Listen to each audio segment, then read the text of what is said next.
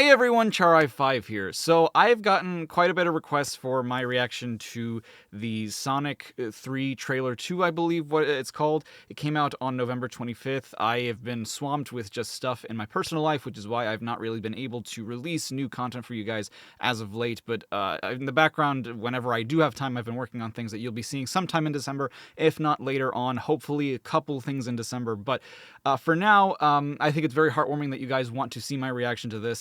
So there are a couple things that I do know already from it's the internet. You can't really avoid spoilers sometimes. So I do apologize if I seem a little low energy and I don't react in such a bombastic way as a lot of my contemporaries. But on the whole, I still have not seen the whole thing. I haven't been spoiled too much, I think. So I guess we will see. Oh, that's loud. Here we go. Showtime. Hey, the Chow Garden. What is this, Daniel? Yo. Are you Detective Pikachu? What? Okay, off the bat, not okay. Sorry, I should probably react to this in the way that I did with the Shadow Generation stuff, where I watch it the whole way through first and then I pick it apart. But that was wholly funny to me. I could. They knew what they were doing when they included that clip. I could not have expected that a child was going to say that to Tails. Makes sense though. Fair assumption. It does look like a Pokemon. Pika Pika. That's so surreal. Ichi, what? Get down.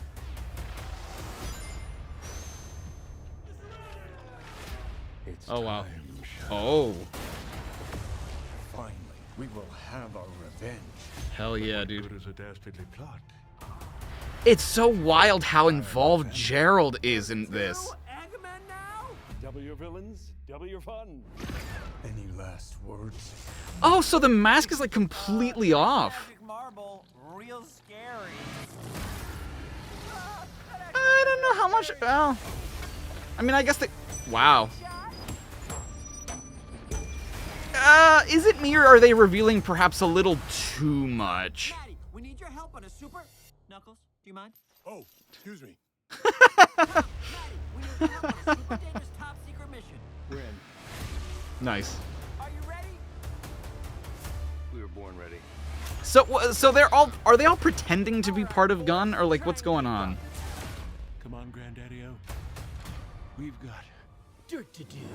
This is so weird. Shadow's powered. We can rule humanity. Oh, dude, I gotta. There won't be anything left to rule. That is dark. Somebody better Oh my God. Life's all about the choices we Oh. make. Remember to listen to your heart. You're gonna make the right choice when it matters the most. One head down to another. Who does your highlights? The more you talk, the harder I want to hit you. This ends now. Is it me or is... Destiny awaits. Dude, oh my God, he's got the full Eggman getup now. This ends now. Is it me or are there traces of his world? I have to know what the hell this scene is. I feel like a lot of people have been curious as to what that scene is. And I have no, there's no context in which I'm yeah, I get it. I understand what's happening there. I couldn't possibly guess, what the, is that an imaginary sequel? Why? What's going on there? I have no earthly clue what's going on there. Man, okay, so initial thoughts. I think in recent times, a lot of people have complained about trailers in whatever media, right? Whether it be a show, whether it be movies, whether it be games, where they reveal a little too much in the trailers. And I think that this is one where they definitely do that. I think that the first official trailer was I don't want to say perfect, but it was really good in showing you just enough to the point where you had a lot of questions to ask. And there, you could discern a lot from it if you watched it frame by frame, if you went through it and looked at every little detail. There were things that you could gather from it, right? But it's not immediately obvious. I think that this trailer almost answers a lot of the questions from that first trailer It does raise more questions too, but I think that they do show off a lot. For example, the thing that stood out to me the most initially, and the reason why I'm like, I don't know that I really like that, is this scene where the heroes are all tied up. In the first trailer, right, it gives off this impression that Eggman is going to have to be working with Team Sonic, right? Which is a fantastic concept. Like, oh, wow, Shadow is the antagonist this time around. So we really don't have...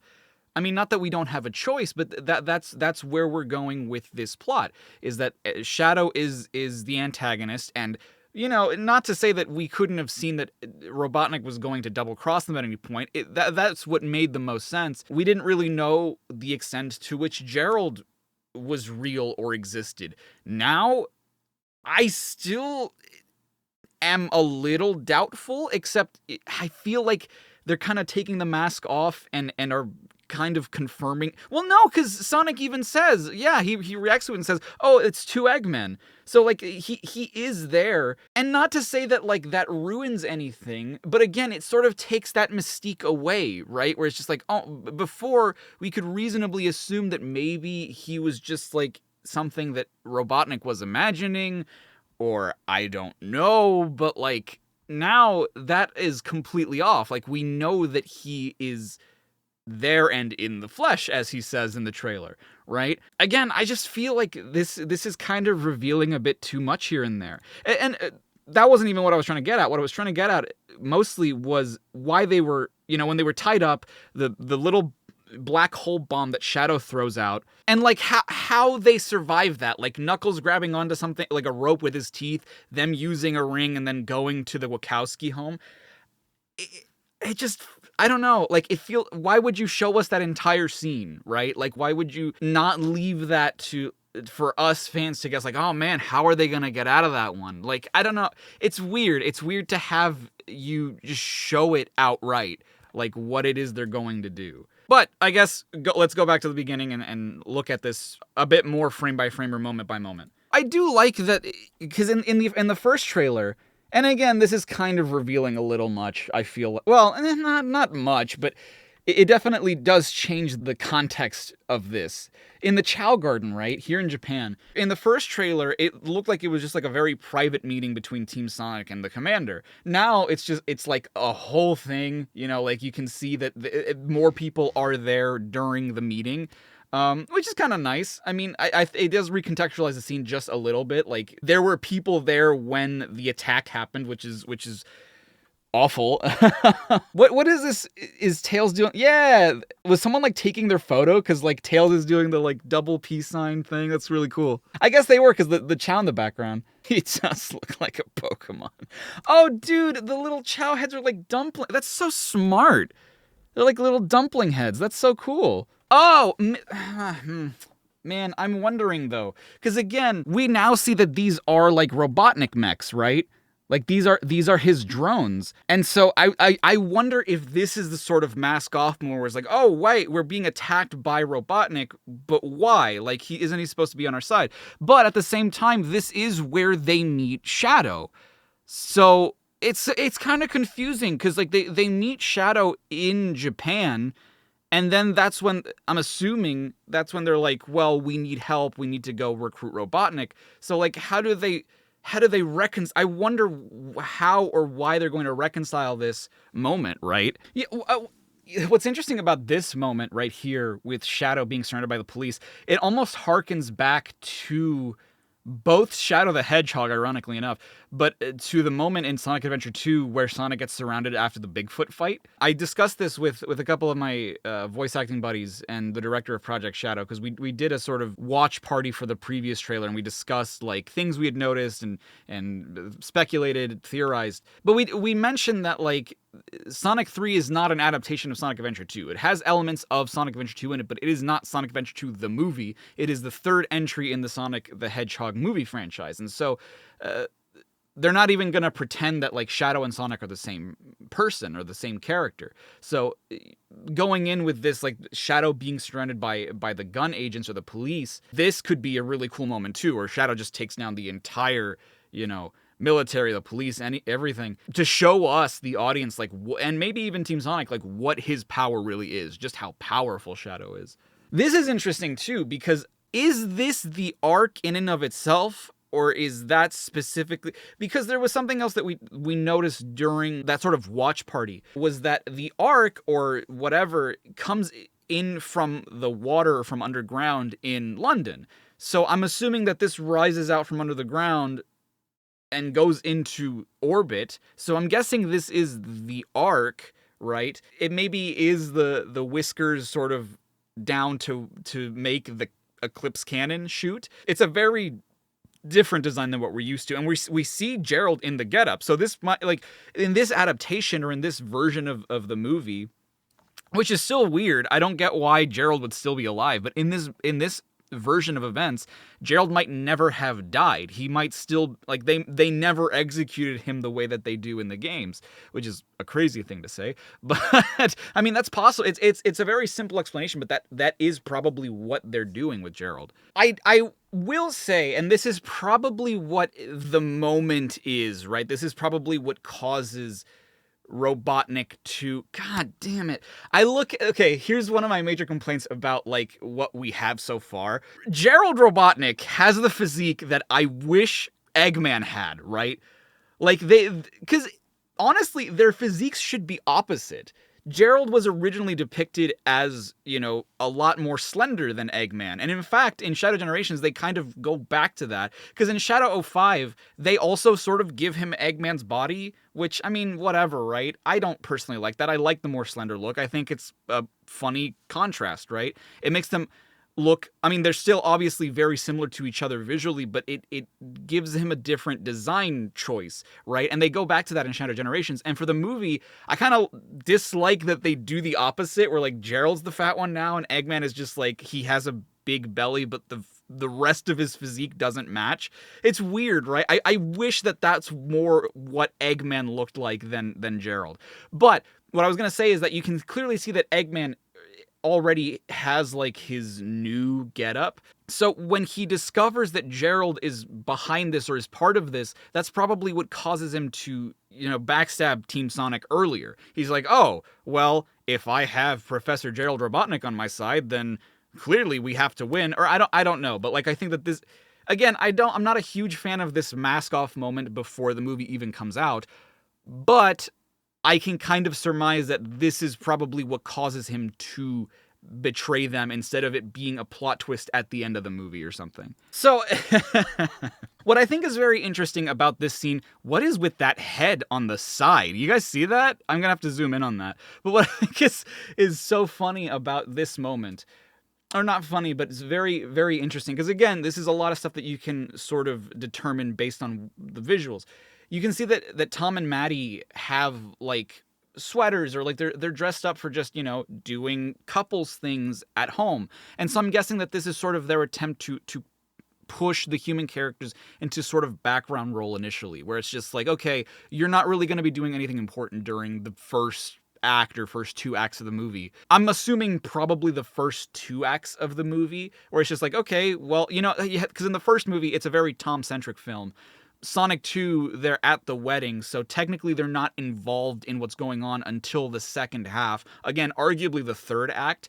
Here, I think it's gonna be the same thing, where it's like, we've got nothing going on, and this is, like, the first time that, like, the kids are out of the house, so maybe this gives us a chance to, like, just hang out and do, you know, stuff together, do hobbies. You know, Maddie's got the all or muffin shirt, so she's probably getting into baking. Tom's got the donut lord shirt on, so, like, she's probably getting into and you can see, like, she has bread and pastries on the sides, and I don't know if Tom is the one getting into, like, these crafts and whatnot, but you see that there's, like, a building that he's making out of wood or something, and other things that are knit. So, like, I'm assuming that that's kind of what their role in this movie is going to be, where they're just trying to figure out who they are now that Sonic, Tails, and Knuckles aren't with them all the time. Which is interesting. I think that that's a good thing for them to be doing, instead of doing something equally as silly or equally as important in the movie. Until they're called into action in this moment where, like, hey, we need you now. In fact, if you see there's, like, I mean, this could be Maddie's stuff, but you see that there are some weights on the side too. So, like, maybe she's getting into, I mean, she was always into fitness from the first movie. She was into yoga, but, like, maybe they're going to push into that even more in this one, where she's, like, more actively getting back into yoga or something. I don't know. Tom, Maddie, we need your help on a We're in. that immediate we're in kind of suggests to me that like they're so bored of doing their hobbies all the time.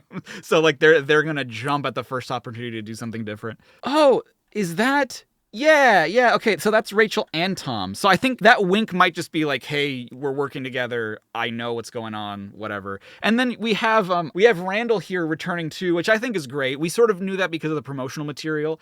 They released posters as well where they show, what's this actor's name? I think it's Shamar something. Yeah, Shamar Moore. So they're showing Shamar Moore as, this time in his full gun getup, which is pretty cool. Is it me or is it weird that Tails has like the Buzz Lightyear wings? Because I wonder for what purpose, because he didn't really ever, A, in the games he doesn't need them to keep up with Sonic and Knuckles, but B, in the second movie, we see that that's the case. He can fly as fast as they can run, so I don't know why he needs, unless it's going to come up for something else, but other than that, I don't know why he needs that. A, he can fly. B, he can fly as fast as they run. So I don't know what's the point. There were people who were because I've seen this screenshot before. Because I think that they revealed this before, or this was leaked or something before this trailer came out. So I've seen this, and people were theorizing that there's like a very clear like empty space, and we were talking about this again during the discussion with the Project Shadowcast. That there's a distinct like empty space in between Robotnik and Stone where like someone else could be that they're not revealing yet. And I don't know, man. Personally, I don't think so. But I feel like there are a lot of instances where it's just like you could make the argument that there is a distinct empty space for someone else to be. It just feels weird that they would do that, I guess. I think that that's my thing, is that it just feels weird that they're being so secretive about someone. There's a part of me that likes that Gerald is so involved in this, just because it allows more time for the story to focus on Gerald and Shadow's story as it relates to Maria and why all of this is happening. But I think people's initial thought is like, oh, it has to be Rouge, right? But the thing is, do we really want Rouge to be shoehorned in as a character who is not developed at all, the same way that Tails was shoehorned in Sonic 2? Tails is really not explored as a character. I mean, they show off very little of him in the second movie. He's there almost as like a contractual obligation, and they don't really venture into his backstory or anything.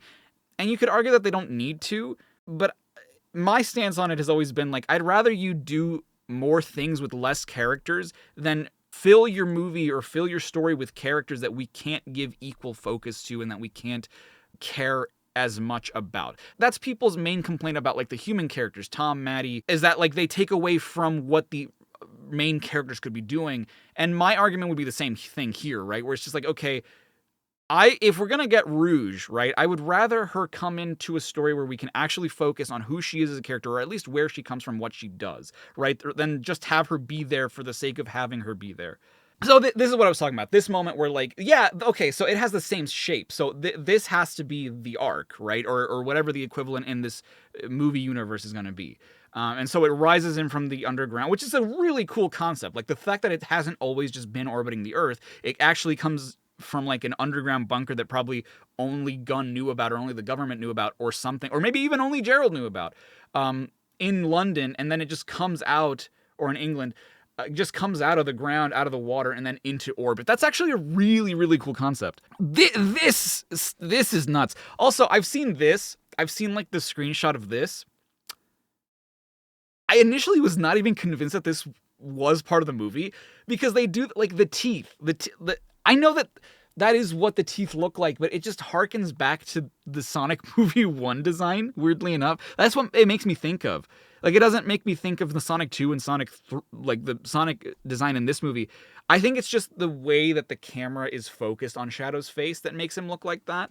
Like, the face is just too big for the head almost. Even just this, oh wow, dude. Even just this shot of Gerald, right? And you have like a little bit of Jim Carrey's stubble, you know, because, you know, he's gray and he's got white hair.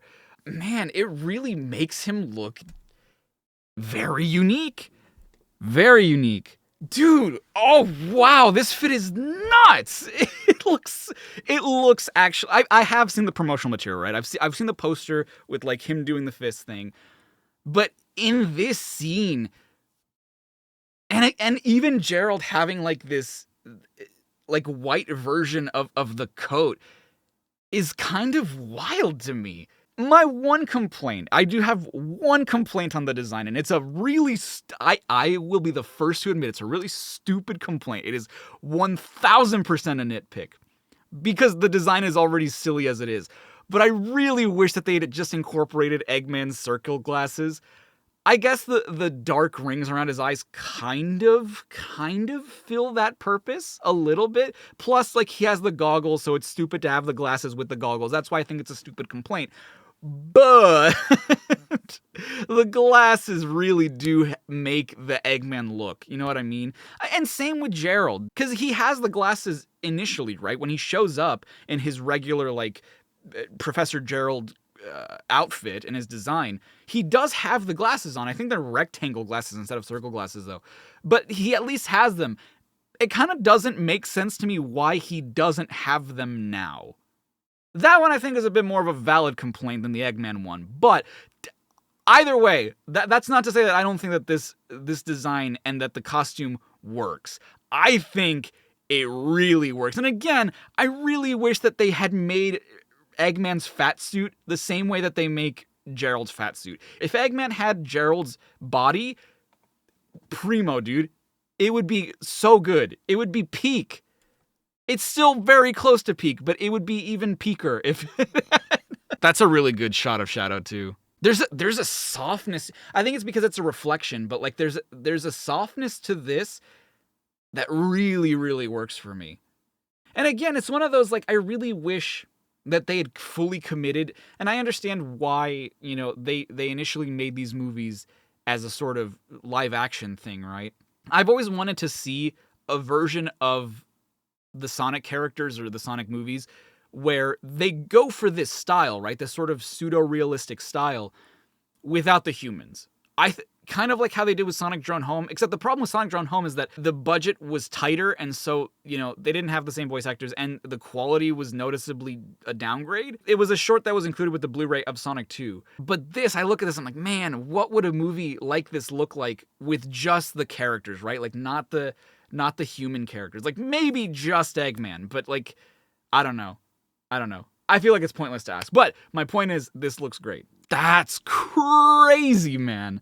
This is nuts. Honestly, this is a way scarier shot of the Eclipse cannon hitting the moon and, like, narrowly avoiding Earth.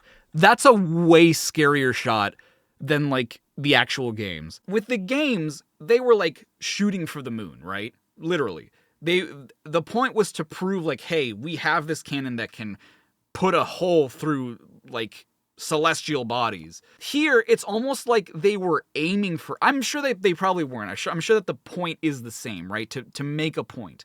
But this is scarier, dude. Like, they like, went across the moon and, like, narrowly avoided Earth to be like, hey, we could have hit you if we wanted to. Like, that's so scary. Somebody better call Google Maps. Oh, my God. Look... There are parts of the comedy in these movies that I appreciate as much as the next guy, right?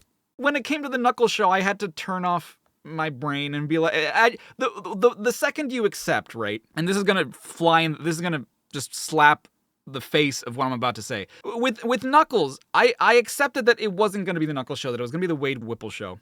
And once I did, I was able to enjoy it more. With the Sonic movies, right? And I think particularly in Sonic 2. I've watched them quite a number of times recently because I've had friends over and my wife had never watched them, so she expressed interest in watching them. One of my biggest issues, especially with Sonic 2, this is something that I have a huge issue with Sonic, and I love Sonic 2. I like Sonic 2 more than the first movie, but one of my biggest issues with Sonic 2 is that I feel like almost everything Sonic says is a quip, a one-liner, something, right? It doesn't feel like dialogue. And I get it. Sonic does have those moments in the games, but it just feels like everything he says is meant to be a one-liner. Maybe not specifically designed to put in the trailers, but any one of them could be, right? There are a lot of ones that they did use. Like, I think back to the trailers and I'm like, man, they really did use a lot of these one-liners in the trailers, right? And that is mostly what his dialogue in this movie is. And so, like, whenever he does crack a joke in the Sonic 3 trailers, it annoys me a little bit. And it does make, I think it's definitely not as bad or obnoxious, but it does make me just a little worried. Because, like, I don't know, not all of it is that funny. And none of it was really that funny in Sonic 2 either. I think that a lot of the things that I find funny in Sonic 2 are things where it's subversive comedy, more physical comedy, things that you don't see coming. But the one-liners have rarely ever made me laugh. And especially when they're so referential, when they're so fourth wall breaking, or when they're so, like, real world referential, right? Like the Pikachu or the Pokemon joke at the beginning, that one got me just because, like, you wouldn't expect it out of a Sonic movie, right? You wouldn't expect one video game property to talk about another video game property in such a way. This is just like, oh man, someone better call Google Maps, and it's just like, yeah, sure, I guess so, Sonic. And I think that it's that kind of comedy that really just doesn't do it for me. And again, this series has a lot of really funny moments. It really does. But very few of it comes from the one-liners that Sonic says, in my opinion. It really just doesn't do it for me. And I get that it's not just for me. It's probably to appeal to mass audiences, but I don't know. It just, I feel like you don't need to do that to really stand the test of time and to be funny. In order to be funny, you don't need to do things like this. And I'm going to end my rant now, but like, it is something that bothers me on a personal level. I know that probably general audiences probably find it way funnier than I do, and that's the point. The point is to appeal to those general audiences and not strictly to Sonic fans. But my 2 cents. This shot right here, this, I love this, right? I love this of him in the test tube, but there is something about him and Maria just like in this field, right? I don't know what it is. There's just something about it that I adore. This, I feel like this has become, especially with like Dark Beginnings and Shadow Generations, I feel like this has become one of those iconic Shadow and Maria images, right? On par with like him in the escape pod and her about to succumb to her fate. This right here is, I feel like, the antithesis of that. This is like this is who they were, right? This is what their relationship was like before what happened. And dude, I don't know what it is about, but Shadow is like the best. Maybe this could be a bias, I don't know, but I feel like Shadow is probably the best designed of the Sonic characters in this universe. Everything about his design is faithful and works in this style. And that's not counting the close-up with the teeth earlier that I was talking about. But, like, this shot right here, I don't know, man. Like, I of course know that he doesn't exist, but damn, it doesn't look out of place. It doesn't look goofy to me. It doesn't look weird. Not to say that, like, Sonic, Tails, and Knuckles look bad to me, but there was always something off about them. And I think that this movie really does nail their visual styles the best so far. I think that Knuckles, the show, had been like maybe a step up, if not as equal quality as Sonic 2. And I really like the Sonic 2 quality of the characters. But it's really nice to see that evolution of like, hey, Sonic 1, pretty good. Sonic 2, really good. Knuckles, about as good, if not better. And then Sonic 3 is just like, man, they look really, really good. And I like that they're playing with these colors, with these set designs, and just finding ways to frame these characters. Even if there are ways that I don't like. For example, again, the close-up on Shadow's face looks pretty goofy to me. I understand what they're going for to really sell his turmoil, but I don't know if it's the focal point that just looks weird to me.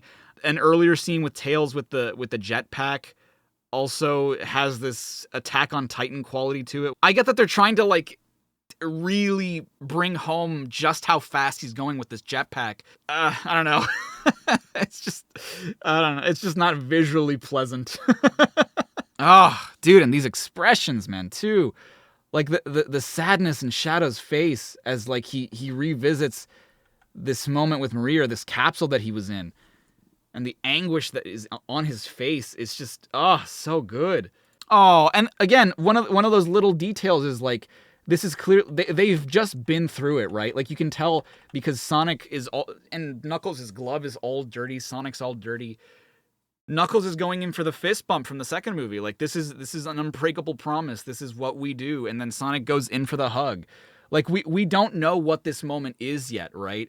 Where they're in this cornfield where it looks like they might have crashed or something. But it's something that's very meaningful to Sonic. And like, you know, maybe Knuckles isn't ready for that level of affection yet, but it's very meaningful. It's a very sweet moment between these two characters. Oh, dude, I was probably so caught up with something else I didn't even notice Shadow picking up the gun. This goes pretty hard. It's so funny, right? We are on the verge, we're on the eve of Shadow the Hedgehog being 20 years old, 2005. And it was so goofy back then. Like, I think that when I was a kid, I thought conceptually it was really cool, right? Like, oh my god, Shadow on a motorcycle and with a gun. That's so hardcore, right? You grow up a little bit and you realize, like, that's silly. Why does he need to do that? And yeah, why does he need to do that? But like, I think that we're at peak when 20 years pass by, there is a nostalgia for it, right? Because I think even 10 years ago, he would have looked back on it and been like, oh, it's stupid. That's so silly. But now that enough time has passed, I think that those rose-tinted glasses do come on and you're like, all right, that's pretty sick. You know, like, he's on the motorcycle, he's got the gun, a reference to Shadow, you know, like, it's I don't know. It's very endearing, I think, is the thing. And I think that that's the reason it works. I think it works because it's very endearing. Not because, by virtue of itself, it's a cool moment, right? They still make it look cool. I'm not going to say that they don't make it look cool. But I think most of our excitement toward it stems from our nostalgia for Shadow the Hedgehog rather than it being cool on its own. One hedgehog to another. Who does your highlights? The more you talk, the harder I want to hit you. Dude, I'm right there with you, man. This ends now.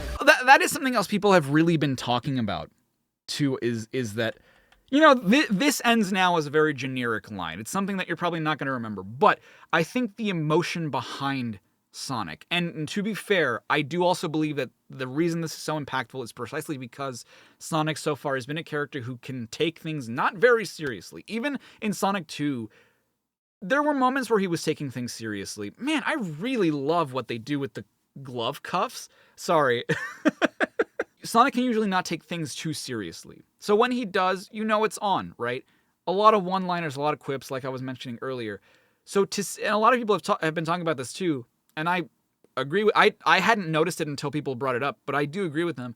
I think that it is very meaningful that Sonic goes into this rage mode. Like, even with Sonic, even in Sonic 2, we never saw him that mad at Knuckles. We never saw, like, he saw something in Knuckles that was like, you could be a good guy, but we're just like on opposite sides of this issue right now. This is Shadow or Gerald or Robotnik or someone does something that really pisses him off. And I think that is very meaningful because, like, we've never seen a mad Sonic before. And that's going to be interesting to see this time around. The Eclipse Cannon, dude. I wonder if they opted to not do the Gerald face, which is fine. You know, like, the Ark's design is iconic, but it is very self-congratulating. It fits for a video game. I think that for a movie, it maybe might not have fit as well. I do think it's very cool, too, that instead of being and this is something else. There's no, I think that it's been talked about that, like, Supersonic is in this movie. I think that there have been toy leaks, Jack-specific toys or whatever, from the movie that do feature Supersonic. So we're most likely going to get a Supersonic and maybe even a Super Shadow in this movie. What I think is very interesting this time around, and this is something else that we sort of discussed during the breakdown with the Project Shadowcast, was that it's evident that Shadow is the one powering the Ark, right? His speed and him orbiting the Ark is what makes it function, instead of, like, the Chaos Emeralds, which I think is a cool addition. I think that it's a very welcome addition to it, but that does make me wonder how and where the Chaos Emeralds come into play for this story, right? If Sonic does go Supersonic again, does he do it by way of the Master Emerald? Does he do it with the Chaos Emeralds? If he does it with the Chaos Emeralds, how does that come into play? Like, these are still questions that, like, again, these are only questions that come up because I'm analyzing this, less so because it's primarily evident or that they come up upon a first viewing. I think that you have to watch this several times to even think, like, oh yeah, the Chaos Emeralds, right? Like, what's going on there? Or maybe not even several times, but like I said, you just have to, like, see it scene by scene and be like, huh, yeah, I'm thinking about this now. Wait, was that Stone by himself? So this was something else too. This is something that I sort of noticed in this trailer. There are a lot of scenes. If you go back to where the Ark first lifts off, so this moment where the Ark is taking off, right? It's evident to me that Gerald, Eggman, and Shadow are there, but Stone isn't there. And I've been getting, like, kind of weird vibes from Stone in these trailers, where it's just like, my initial thought was that I don't know if Jim Carrey's coming back to reprise Eggman, or if Eggman's even coming back for future Sonic movies. I don't know, maybe. My idea was that maybe Stone would succeed Eggman as, like, the de facto villain of the Sonic movies. Maybe, right? And from the last trailer, I'd been getting kind of weird vibes from him. Like, he's there for Robotnik, even though he's, like, fallen into this depression after being defeated again. He's there to, like, shave his head and, like, make sure he's there for him no matter what, right?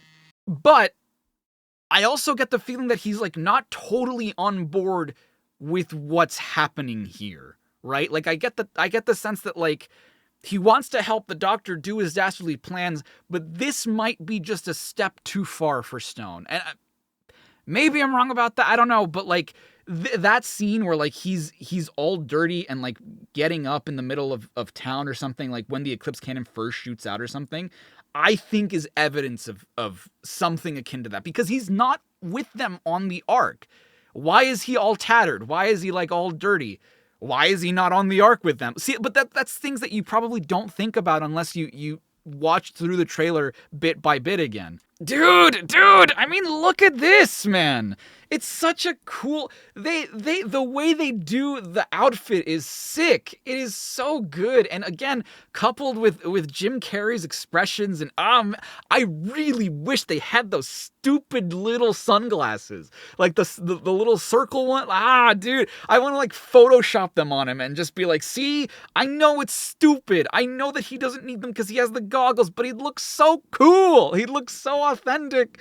He still looks really good. He still looks fantastic, but just as it's so dumb. It's such a stupid complaint, I know, but man, I just wish. Because we've been wanting this outfit from Sonic 1, and I'm glad that we finally get it. That was one of my complaints. If you guys remember, that was one of my complaints when I watched the first trailer, was that, like, his outfit looks the same.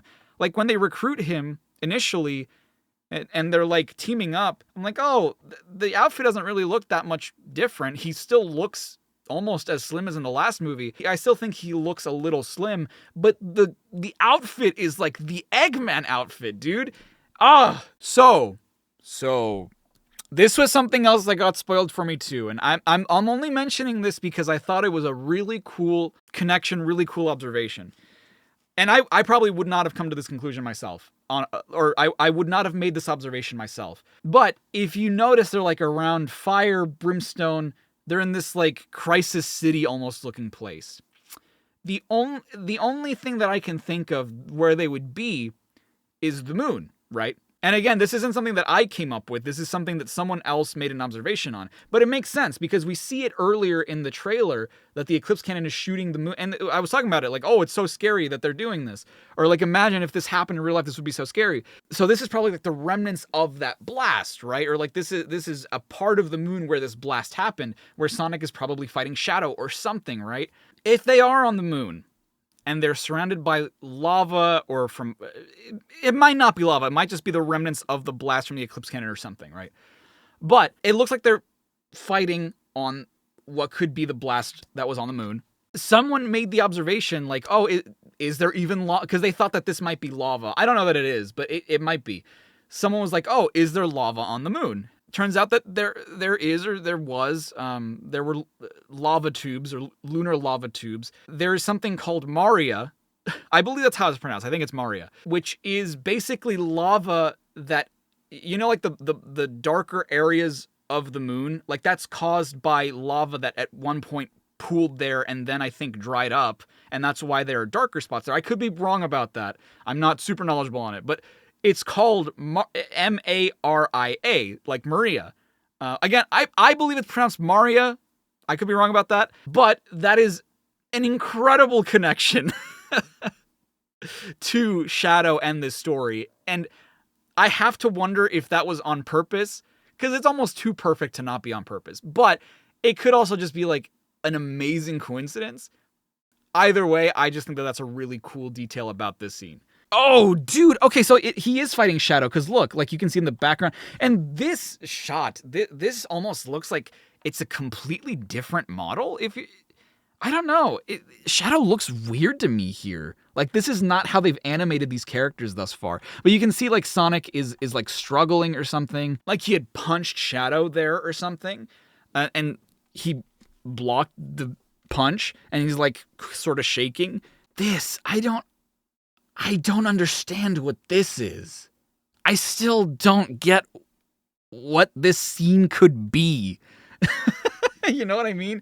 Because it's Robotnik and Gerald, but like, because this can't be a memory, right? This can't be a memory of Robotnik's being like, oh, when I was a kid or whatever, right? You see the stockings have the G for Gerald, the I for Ivo.